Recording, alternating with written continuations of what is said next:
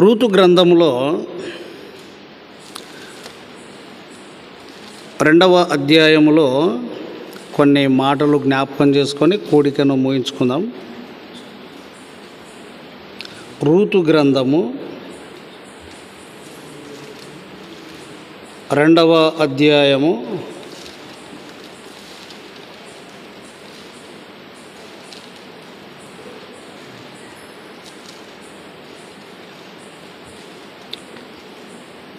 ఇక్కడ మోయాబు దేశస్థురాలైన రూతు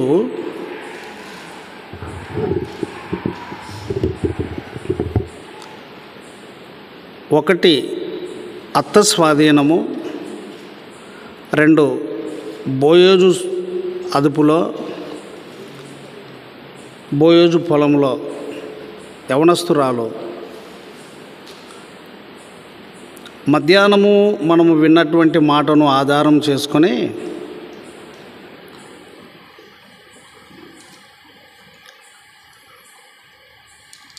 యేసు ఆమెను చూచి రమ్మని పిలిచి, అమ్మ నీ బలహీనతల నుంచి నువ్వు విడుదల పొందు అని చెప్పి ఆమె మీద చెయ్యి ఉంచగా ఆమె ఎట్లా నిలబడేను? అమ్మాయి ఎక్కడ పెట్టారు ధ్యాస? నువ్వేం చేస్తున్నావు ఇప్పుడు? అంతేనా? ఆమె చక్కగా నిలవబడేను అని ఉన్నది. నిలవబడి దేవుని మహిమపరిచెను. లూకా సువార్త 13వ అధ్యాయంలో చక్కగా నిలవబడేను అని ఉన్నది. అయితే ఈమె 18 సంవత్సరములు బలహీనంగానే ఉన్నది. రూతు మోయాబు దేశంలో సంపన్న స్థితి కలిగిన దేశంలో, సమృద్ధి కలిగిన దేశంలో ఆమె ఆధ్యాత్మికంగా అంటే దైవికంగా ప్రభువు మార్గము విషయంలో నమ్మకమైన జీవితంలో కొదువ కలిగి ఉంది, కొరత కలిగి ఉంది. ఆమెకు సంతోషం లేదు. మనకు చాలా పరిచయమైన మాట ఒకటి తెలుసు. కీర్తన 16:11లో చూడండి, 16:11, 11:16. నీ సన్నిధిలో సంపూర్ణ సంతోషము.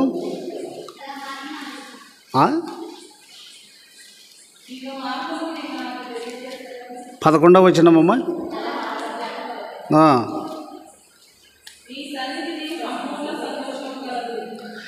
ఇక్కడ ఆగుదాం. నీ సన్నిధిని సంపూర్ణ సంతోషము కలదు. అట్లనే మనము లూకా సువార్త 19వ అధ్యాయంలో కనుక జ్ఞాపకం చేసుకుంటే 19వ అధ్యాయంలో 6వ వచనంలో సంతోషముతో ఆయనను చేర్చుకొనెను. యేసు క్రీస్తు ఉన్న చోట ఆయన సన్నిధి ఉంటుంది. యేసు క్రీస్తు యొక్క వాక్యము వినపడే చోట ఆయన సన్నిధి ఉంటుంది.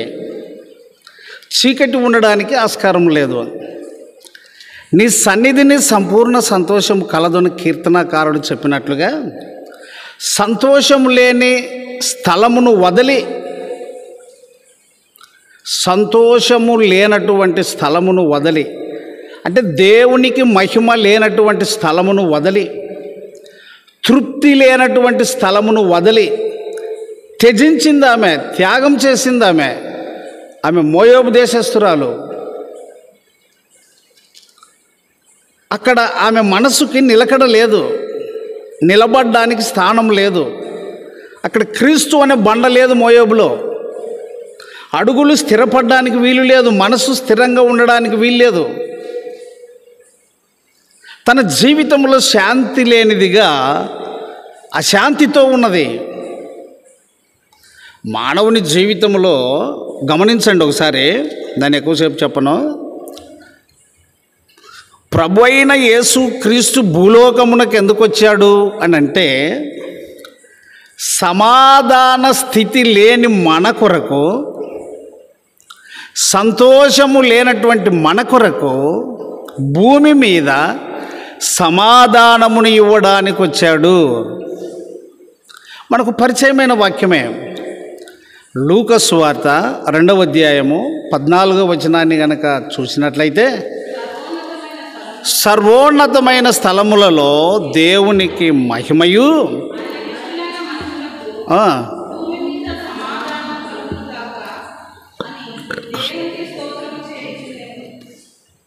ఆయనకు ఇష్టులైన వారికి మాత్రమే భూమి మీద సమాధానము. అందరికీ సమాధానం కాదు. ఇప్పుడు స్థలము మోయోబు ఒక స్థలం, బెత్లెహేము ఒక స్థలం, యెరికో ఒక స్థలం. మనం ఇంకా ఆలోచన చేసి చూసినట్లయితే మార్తమ్మ మరియమ్మ నివసించే గృహము ఒక స్థలం. ఆ ఇంటిలోనికి యేసు ప్రభు ఆహ్వానింపబడ్డాడు. స్థలం ఒకటే, ఒకే రక్తానికి పంచుకొని పుట్టినటువంటి బిడ్డలే ఎవరు? మార్తమ్మ మరియమ్మ. కానీ ఆ స్థలములో అంటే ఆ ఇంటిలో మరియమ్మకు దొరికిన సమాధానము మార్తమ్మకు దొరకలేదు. ఆయనకిష్టులైన మనుషులకు సర్వోన్నతమైన స్థలములో మోయోబులో అను స్థలములో ఈ యొక్క రూతుకి నెమ్మది లేదు, సమాధానం లేదు. అక్కడ దేవుని సన్నిధి లేదు. దేవుని సన్నిధి ఎక్కడైతే లేదో అక్కడ సమాధానం ఉండదు. కనుక జక్కయ్య తన ఇంటిలో సమాధానం లేదు, యెరికోలో సమాధానం లేదు.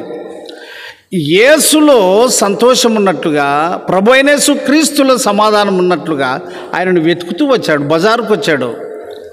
పొట్టివాడు, గుంపులుగా ఉండటం వలన చూడలేకపోయినాడు. కొందరు ద్వేషభావముతో, అసూయ చేత ఆయనంటే ఇష్టం లేని వారు ఆయనకు అవకాశమే ఇవ్వలేదు. ఇదంతా వద్దు, నేను ఆయన్ని చూడాలి అని ఒక చెట్టునే ఎక్కాడు. అది మేడు చెట్టు. ప్రభు అయిన యేసు క్రీస్తునందు లక్ష్యం కలిగి బ్రతకాలంటే నువ్వు కొన్ని నష్టపోవాలి. నష్టపోకుండా నీ జీవితంలో నిలకడ అనేది నీకు దొరకదు. లూకా 13 చూడండి ఏమని ఉన్నది.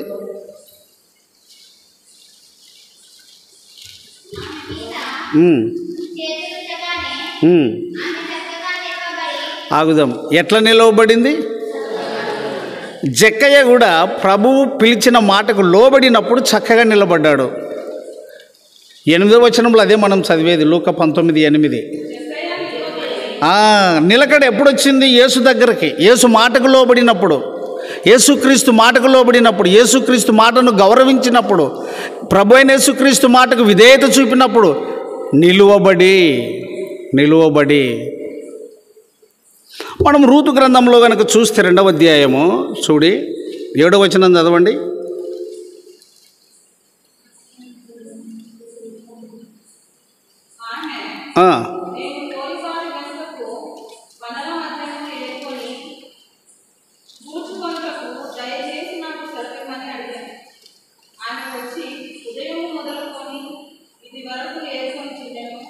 అలా అక్కడ ఒక మాట ఉంది. బాబు ఎందుకు తిప్పేస్తావు?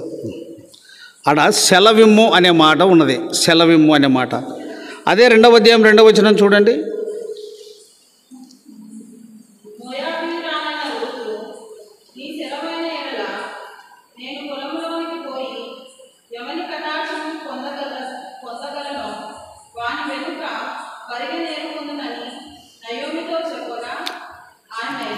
ఆమె మాటికి సెలవడుగుతున్నది. కొంతమంది ఏమంటారంటే ఆమెనేం అడగల, ముసిల్ది ఏం అదేం పని చేస్తుందే, నిర్లక్ష్య వైఖరి. విధేయతల్లో క్రమశిక్షణ ఉంటుంది, విధేయతల్లో నమ్రత ఉంటుంది, విధేయతల్లో అదుపు ఉంటుంది, విధేయతల్లో తొట్టుపాటు ఉండదు, తొందరపాటు ఉండదు, చంచల బుద్ధి ఉండదు విధేయతలో. ఆమె బోయోజును సెలవడుగుతుంది, నయోమిని సెలవడుగుతుంది. అందుకొరకు మనం ఆలోచన చేస్తే ఆ బోయోజు ఏమని అంటున్నాడు అనంటే, ఇప్పుడు మనం 7వ వచనంలో చదివిన మాట బోయోజుతోనే అంటుంది ఆమె, దయచేసి నాకు సెలవిమ్ము అనే మాట. అయితే బోయోజు ఆమెకు ఏమని చెప్తున్నాడు అనంటే 8వ వచనం చదువు.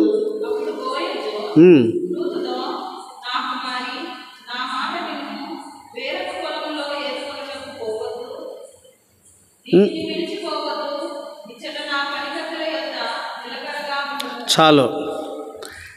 నిలకడ ప్రభువైన యేసు క్రీస్తులో నిలకడగా ఉండే మనస్సు నీకు దొరుకుతుంది. ఇప్పుడు ఆమె చక్కగా నిలవబడి అనే మాట ఉందా? 12వ వచనం, లూకా 12 ఆగుదాం. బోయోజు మాటకు కట్టుబడి నిలకడగా ఉండుము, ఈ పొలంలోనే ఉండుము నిలకడ. కొంతమంది భిక్షగాలు తిరిగినట్టు తిరుగుతారు, పరదేశులు తిరిగినట్టు తిరుగుతారు, స్థిరత్వం లేకుండా.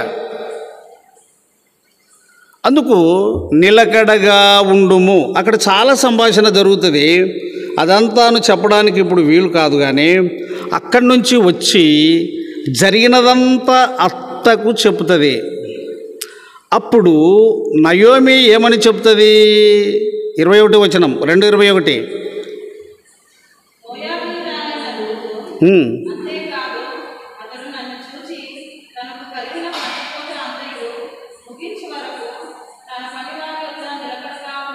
నిలకడగా ఉండుము. 18 సంవత్సరాలు నడుము వంగిపోయిన స్త్రీ యేసు మాటను బట్టి చక్కగా ఎట్లా నిలవబడిందో, మోయాబు దేశంలో ఆదరణ లేకుండా నెమ్మది లేకుండా జీవించినటువంటి ఈ రూతు బెత్లెహేముకు వచ్చిన తర్వాత నిలకడ అనే మాట చెవికి వినబడతా ఉంది. నిలకడ, స్థిరత్వము, నిలకడ, స్థిరత్వము. అంతేకాదు, ఈ పొలము విడిచిపోవద్దు, ఈ కుటుంబం విడిచిపోవద్దు. ఒకటే కుటుంబమే మార్తమ్మ మరియమ్మది. మార్తమ్మకు నిలకడ లేదు, తొందర ఉన్నది. మార్తమ్మకు నెమ్మది లేదు, తొందర ఉన్నది. ఆయనకిష్టులైన మనుషులకు భూమి మీద సమాధానం. మరియా దేవునికి ఇష్టమైనది. మార్తమ్మ పెదవులతో ప్రేమ కనపరిచింది, కానీ ప్రభు మాటకు సంపూర్ణంగా లోబడలేదు. నువ్వేది చేసినా నిలకడ అనేది ఉండాలి, నువ్వేది చేసినా స్థిరత్వం అనేది ఉండాలి. అది దేవుని సన్నిధిలో మాత్రమే, దేవుని వాక్యములో మాత్రమే, దేవునితో మాత్రమే దొరుకుతుందన్న సంగతి నువ్వు. తృప్తి అనేది నీ సృష్టికర్త దగ్గర దొరుకుతుంది, లోకంలో దొరకదు. నువ్వు ప్రయాసపడవలసిందే, నువ్వు పరిగెత్తవలసిందే. నిలకడగా ఉండుము, నిలకడగా ఉండము. 21వ వచనం. తర్వాత 23వ వచనం చూడి.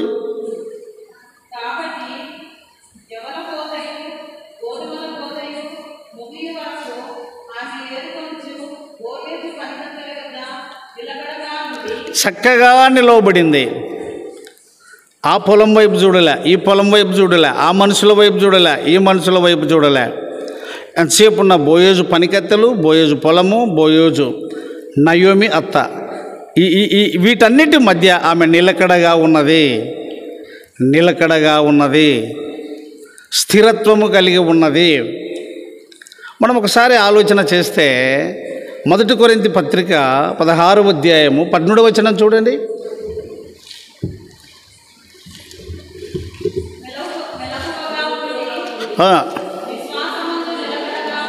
చాలు. రూతు నిలకడను సంపాదించుకున్నది, విశ్వాసమందు నిలకడ. బోయోజు చెప్పిన మాటను బట్టి నిలకడగా ఉన్నది, అత్త రూతమ్మ చెప్పిన మాటను బట్టి నిలకడగా ఉన్నది. ఆమె నిలకడలో బోయోజు యొక్క పెదవులకు ఏమొచ్చింది మాట అంటే కుమారి అంటున్నాడు. నయోమి కూడా కుమారి అంటుంది. ఎవరిని? రూతుని. ఎట్లా సంపాదించుకునేది ఆదరణ అంటే ఆమె నిలకడ, ఆమె స్థిరత్వము, ఆమె ఔన్నత్యము, ఆమె ప్రేమ. ఇది నా మనుషులకు నిలకడ అనేది లేదు. వాక్యం ఎంతిన్నా కూడా నిలకడ చాలా అవసరం. ఆ 17వ వచనం మళ్ళీ చదవము. 16:13 1 కొరింథీ.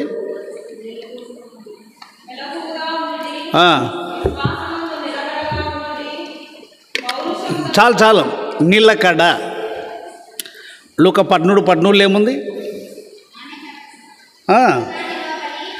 లూకా 19:8 ఏముంది?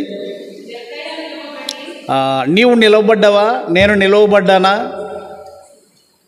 అన్యురాలైన రూతు బెత్లెహేముకు వచ్చి ఎరగని ప్రజల మధ్య తీర్మానము అంటే అదే. ఇప్పుడు పెళ్ళిళ్ళలో పెండ్లి కూతురుతో పెండ్లి కుమారునితో ప్రమాణాలు చేపిస్తారు. నేను నీతోనూ ఉందునని, ఇంకవన్నీ మనం విన్న మాటలే.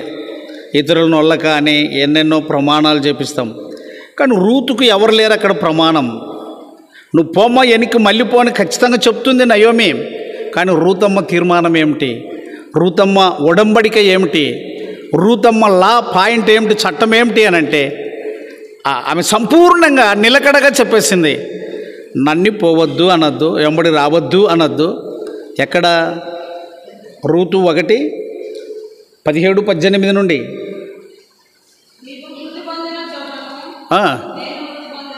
నువ్వు ఎక్కడ చచ్చిపోతే నేను అక్కడ.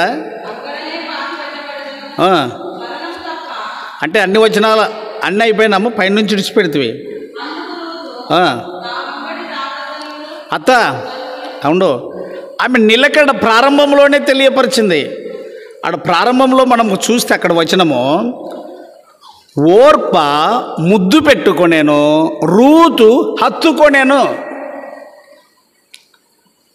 చూడండి ఆ మాట చదవండి.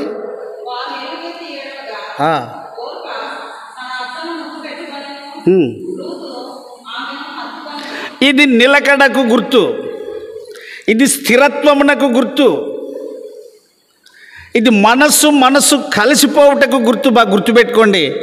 మీరు ఎంతసేపైనా నువ్వు ఏమైనా చెయ్యి, విశ్వసించిన వారి మనస్సు కలియకపోతే, కలుసుకోకపోతే, సంపూర్ణం కాకపోతే మనకు సంతోషం ఉండదు. అక్కడి నుంచి రమ్మ. ఇప్పుడు ముద్దు పెట్టుకొని అత్తుకొని ఎన్నో వచనం రండి 15 నుంచి బాగా వినండి.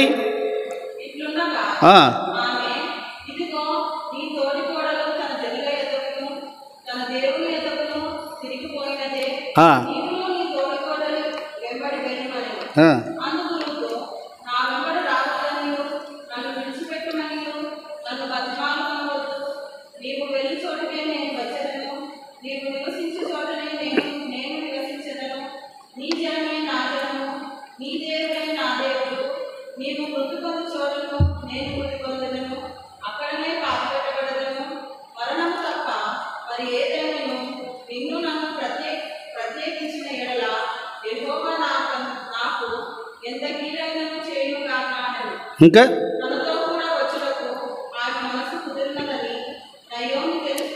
నిలకడలో వినండి, నిలకడలో మనస్సు కుదురుబాటు ఉంటుంది, స్థిరత్వం ఉంటుంది, చంచల బుద్ధి తొలగిపోతుంది, కపటమైన కుయుక్తి లేకుండా ఉంటుంది. యథార్థంగా ఆమె మాట్లాడింది, యథార్థంగా ప్రయాణమైంది, యథార్థంగా హత్తుకున్నది, తీర్మానం కూడా యథార్థంగా చేసింది. బెత్లెహేములో క్షేమం పొందింది. బెత్లెహేములో ఒక ఇల్లాలుగా తయారైంది. ఆమె పక్షమున ఎవరు లేరు. ఆమె క్రియలే, ఆమె విశ్వాసమే, ఆమె నిలకడయే. జక్కయ్య క్రీస్తులో చక్కగా నిలవబడ్డాడు. ఆ 9వ వచనంలో అనిపించుకున్నాడు. 19:9లో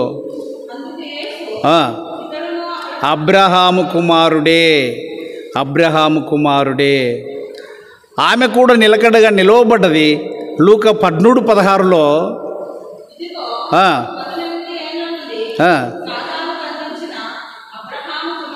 ఎవరి కుమార్తె? మనమంతా ఎవరి కుమారులము?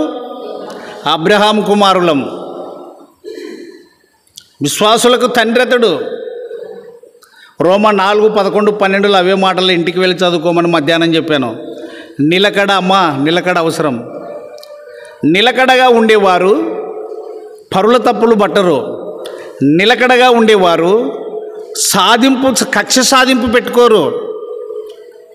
ఆమె మోయాబును మర్చిపోయింది, స్వజనులను మర్చిపోయింది. కీర్తనలో ఒక మాట జ్ఞాపకం వస్తుంది, కుమారి నీ స్వజనులను. చూడండి కీర్తనలు, త్వరగా దొరకచ్చు లేక దొరకకపోవచ్చు. చూద్దాం. 45వ కీర్తనది.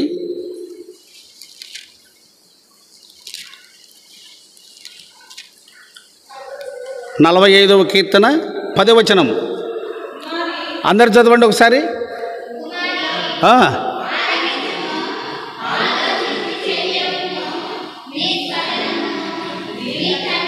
మర్చిపో, నీ స్వజనమును నీ తండ్రి ఇంటిని మర్చిపో. కుమారి, క్రీస్తులో అంత మాధుర్యం ఉందండి. మాధుర్యమే నా ప్రభుతో జీవితం. మాధుర్యము. కీర్తనాకారుడు అన్నాడు, నీ సన్నిధిలో క్రొవ్వు మెదడు కంటే కూడా, జుంటె తేనె దారల కంటే కూడా, అబ్బా, నీ తీర్మానంలో ఉందయ్యా ఆ రుచి. నీ తీర్మానంలో ఉన్నది. దరిద్రుడైన లాజరు నిలకడగా ఉన్నాడు. దరిద్రుడైన లాజరు స్థిరంగా ఉన్నాడు. ఆరోగ్యం లేకపోయినా కలవరపడలేదు. కుక్కలు వచ్చి కురుపులు నాకినా కలవరపడలేదు. ఇల్లు లేకపోయినా కలవరపడలేదు. గాలి వచ్చినప్పుడు కలవరపడలేదు. దుమ్ము ధూళి వచ్చినప్పుడు కలవరపడలేదు. చీకటైనప్పుడు కలవరపడలేదు. తెల్లారినప్పుడు సంతోషపడలేదు. అంత సమానంగా భావించాడు.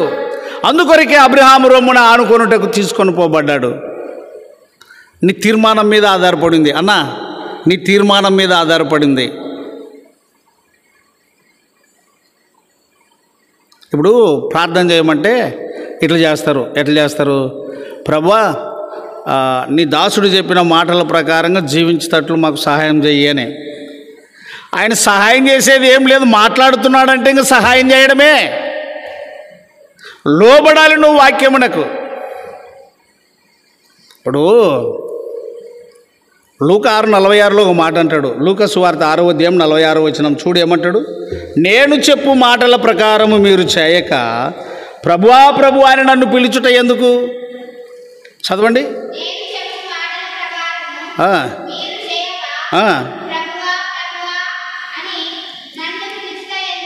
ఆగుదాం.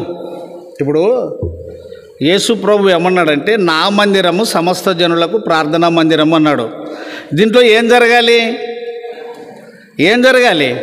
ప్రార్థన. మీకు ఇంకా అర్థమయ్యే రీతిగా మొన్న ఆదివారం మాట్లాడాను నేను. 2వ దినవృత్తాంతం తీయండి. అది మందిరం ఎందుకొరకు కట్టాను అని చెప్తున్నాడు ఆయన.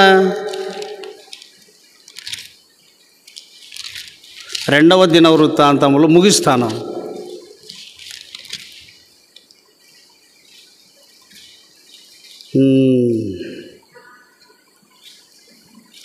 రెండవ అధ్యాయము.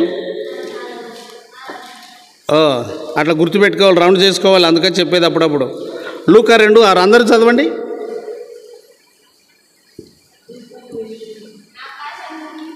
అదే 2వ దినవృత్తాంతం 2వ అధ్యాయము 6వ వచనం.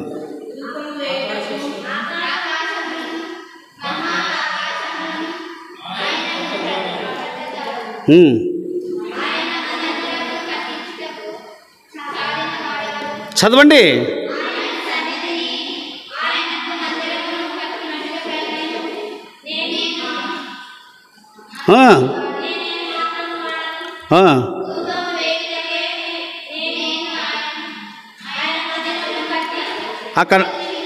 అక్కడికి చాలు.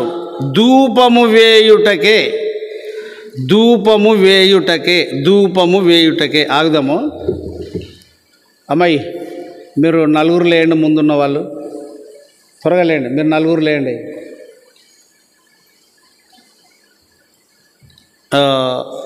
4 పాత్రలు ఉంటే మంచిగా ఉండేది. ఇక్కడ లేవు పాత్రలు. ఇందులో తెల్ల పేపర్లు ఉంటే తీసుకోండి. 4 కొద్దిగా మందం. నవ్వద్దు, 2 చేతులతో పట్టుకో.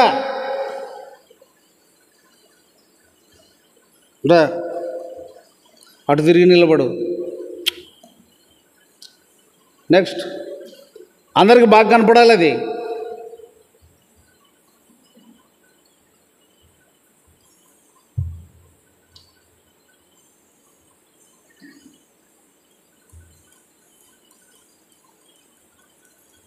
ఇక్కడ ఇట్లా ముందుకు చూపు. ఇంగిట్రా ఇట్లా కనపడనమ్మా.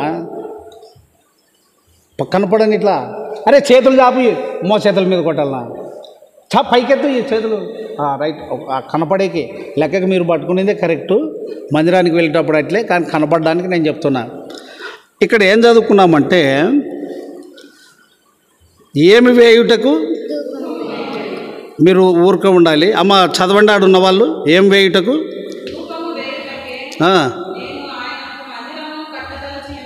ఆగండి. ఇప్పుడు మనమందరము దేవుని జనులం, మనకందరికి విశ్వాసం ఉంది, మనందరం కలిసి దీన్ని కట్టుకున్నాం.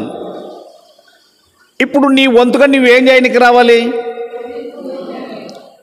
నీ వంతుగా నువ్వేం చేయాలి? ధూపం వేయాలి. అంటే నీ చేతిలో ఉండాలి కదా. సామెతలు 20 చూడండి. సామెతలు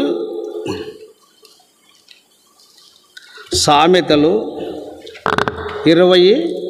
అమ్మ నరుని ఆత్మ వచనం చూడి. 20 వచనం కనపడదు. సామెతలు 20:27. ఆగుదాం. ధూపము దీపము. అమ్మాయి అశ్రద్ధగా ఉండద్దు. రేపు అబ్సెంట్ అయితే మందిరానికి రావు అన్న. నువ్వు మందిరానికి రావు. ఏ పెద్ద బలిసిన వాళ్ళు తిరిగి చేస్తాం. ఓ పూట వస్తే అయిపోయా రామ్. ఏ కొవ్వు పట్టిందా మనకు? అందుకొరిక ప్రభు అన్నాడు, మీ హృదయం ఏం పట్టింది? మీ చెవులు ఏమైనాయి? ఈ మందిరంలో ఏం వేయడానికి? మరి నువ్వు రావాలి కదా ఇక్కడ. నీ వంతుగా మందిరం కట్టుకున్నావే, నువ్వు రావాలి కదా ఇక్కడ. ఇప్పుడు వీళ్ళు ఏం పట్టుకొని వచ్చారు? ఈమె ఒక ఆత్మ, నరుని ఆత్మ. 27 వచనం ప్రకారంగా చదువు. సామెతలు 20:27. ఈ దీపము ఒక ధూపార్తిని పట్టుకొని రావాలి. ఈమె ఒక ఆత్మ, ఈమె ప్రభువునందు విశ్వాసం ఇచ్చినది. అట్లా 1 by 1 నీవు ఒక ధూపార్తి తీసుకొని రావాలి, నీవు ఒక ధూపార్తి తీసుకొని రావాలి. మనము సంఖ్యాకాండము 16వ అధ్యాయము 12వ అధ్యాయం కనుక చూస్తే అక్కడ ధూపార్తులను తీసుకొని మందిరం ఎద్దుకు రమ్మని చెప్తాడు. ఆలస్యం అవుతుందా? అది మీకు ఒక చెప్తున్నా, మీరు వీలైతే రెఫరెన్స్ బుడుకొని చదువుకోండి. కాబట్టి ధూపము వేయుటకు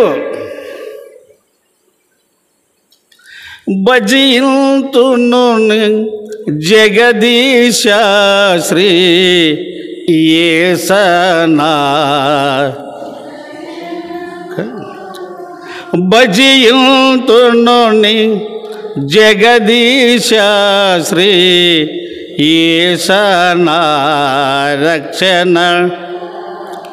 శరణు శరణు నా దేవ యెహోవా, శరణు శరణు దేవ యెహోవా, మహిమాన్విత చిరజీవ.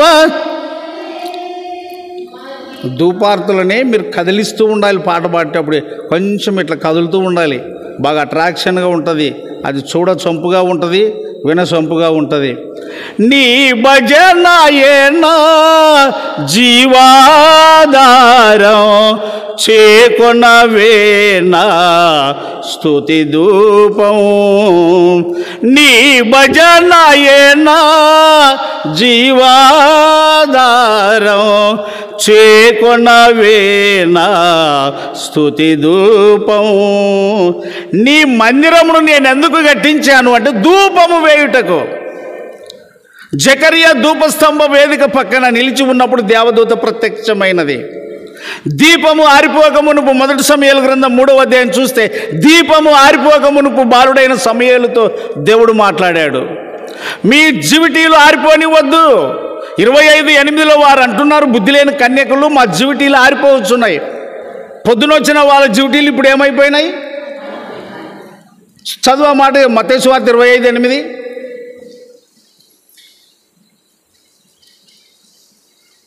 చేతులు కొంచెం ముందు అట్లా అట్లా అట్లా కనపడాలనెక్కి ఇప్పుడు ఏమని ఉన్నది?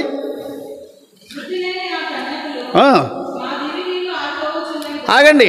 మధ్యాహ్నం అంతమంది వచ్చారు, ఇప్పుడు ఏమైపోయినాయి? ఆ దివిటీలు ఆరిపోయినాయి. ఆరిపోయిన దివిటీలు ఎవరిని వెలిగించలేవు. చక్కగా నువ్వు నిలబడలేవు. పొద్దున్న నిలబడ్డావు, ఇప్పుడు నిలబడలేవు. మరి ఎలా నీ తీర్మానము?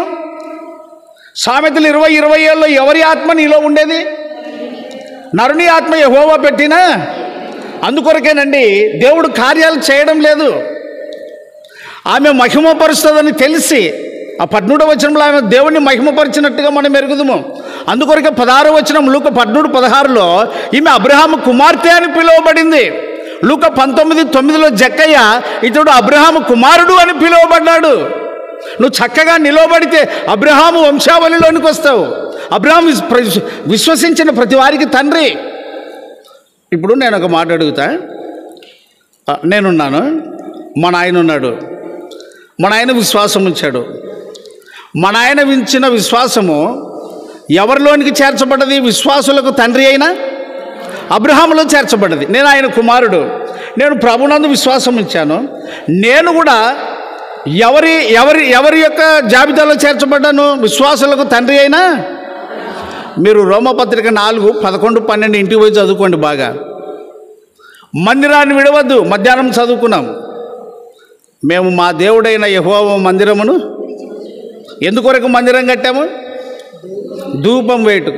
ఈమె ఒక ధూపం కూర్చొని స్థానంలో, ఆడ నువ్వు కూర్చున్న స్థానంలో ఈమె ఒక ధూపార్తి. నెక్స్ట్ పో. ఇప్పుడు ఇక్కడ 30 మంది వచ్చాము. 30 దివిటీలు ఉన్నాయి. మీ దీపములు వెలుగుచుండనీయుడి. 12:35 అమ్మా. లూకా 12:35.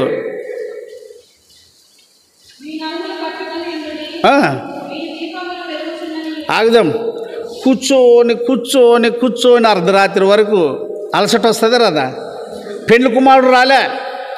అర్ధరాత్రి వేళ అమ్మ 8వ వచనం మొత్తం 25:8 చదువుకుంటూ వస్తే ఎప్పుడు వినబడింది పెండ్లి కుమారుని కేక? చూడు చదువు. మత్తయి సువార్త 25:8 నుంచి వస్తూ ఉంది పాఠము.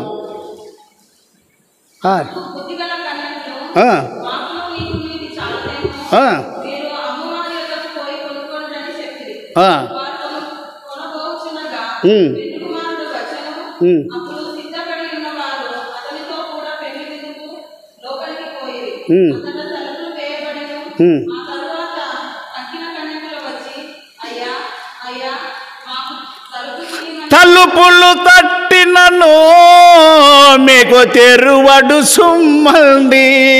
ఆ తలుపులు తట్టి మా దివిటీలు అయిపోయి ఆదివారం వెలిగితే మళ్ళీ ఆదివారం వెలుగుతాయి. వీటిని దీపాలంటారా అని. అందుకొరకే బుద్ధి లేని కన్యకలు, అందుకొరకే ఇసుక మీద కట్టిన ఇల్లు, అందుకొరకే నాగటి మీద చేయబెట్టి వెనక తట్టు చూచువారు అని. నువ్వు ఎట్లుంటావంటే దేవుణ్ణి ఎందు విశ్వాసం కలిగిన నువ్వు. న్యాయాధిపతులు 5:30 చూడి. న్యాయాధిపతులు 5:30.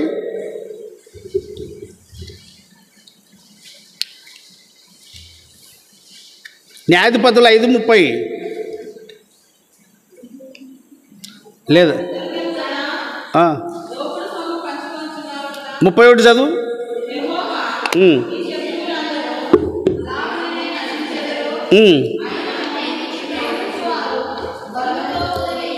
ఆడ తప్పు చదువుతుంది. దాన్ని కంటిన్యూగా బాగా తీసుకొని పోవాలి ముందుకే. ఆయనను ప్రేమించువారు. యెషయా గ్రంథము 40లో కూడా అదే మాట అంటాడు. సరే, ఇప్పటికీ ఆయనను ప్రేమించువారు బలముతో ఉదయించు సూర్యుని వలె ఉందురు. స్టార్టింగ్లోనే బలముతో ఉదయించు సూర్యుని వలె. సరే, ఇప్పుడు చాలా డ్యూటీలు ఆరిపోయినాయి. వీటిని అంటించేది ఎవరమ్మా? ఇప్పుడు ప్రభు వచ్చానుకో, కమ్ముకుంటా వస్తుంది కడువరి దినము, అయ్యో అయ్యో మీకెంతో వేద. ఇదిగో ప్రభు దూత. ఇప్పుడు ప్రభు యొక్క దూత, ప్రభు యొక్క రాకడ బూర వినపడింది అనుకో, ఎట్లా ఏం గతి? ఎక్కడున్నోళ్ళు అక్కడ విడవబడతారు. సిద్ధంగా ఉంటే ఎక్కడున్నోళ్ళు అక్కడ ఎత్తబడతారు. కనుక మందిరాన్ని విడిచిపెట్టద్దు. నువ్వు ఒక ధూపార్తి వీడు కనబడాలి. నీ దీపం ఇక్కడ, నీ వంతుగా దీపం అంటించాలి. ఇక్కడ సామెతలు 20:27 ప్రకారంగా నరుని ఆత్మ యెహోవా పెట్టిన దీపం మా దివిటీలు ఆరిపోతున్నవి. ఎవడు నూనెయలే, ఎవడు తలుపు తెరలే. అర్ధరాత్రప్పుడు తలుపు తట్టితే ఎవడని తెరుస్తాడు తలుపు? అనుమానమే కదా. ఇవాళప్పుడు ఎవరబ్బో తెరిచేది తలుపు? ఎవడు తెరడు కూడా, భయపడతారు. కనుక సిద్ధంగా ఉండాలి. సిద్ధపడుమా ఓ సంగమా, యేసు వచ్చే వేళయే ఓ సంగమా, సిద్ధపడుమా ఓ సంగమా. కాబట్టి మందిరాన్ని విడిచిపెట్టద్దండి, మందిరాన్ని విడిచిపెట్టద్దండి. అదే నెహెమ్యా 13లో 11వ వచనం అక్కడ ఏముందంటే, ఎందుకు లక్ష్య పెట్టలేదు అని ఉంది. దేవుని మందిరముని ఎందుకు లక్ష్య పెట్టలేదు చూడండి. నెహెమ్యా 13:11.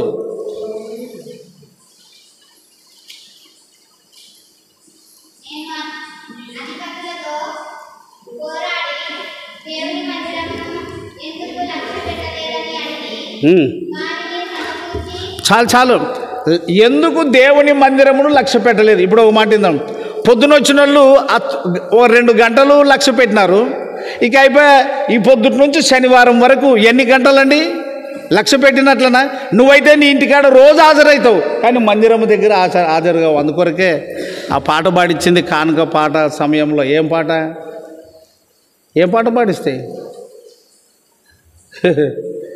దేవుణ్ణి స్తుతించుడి.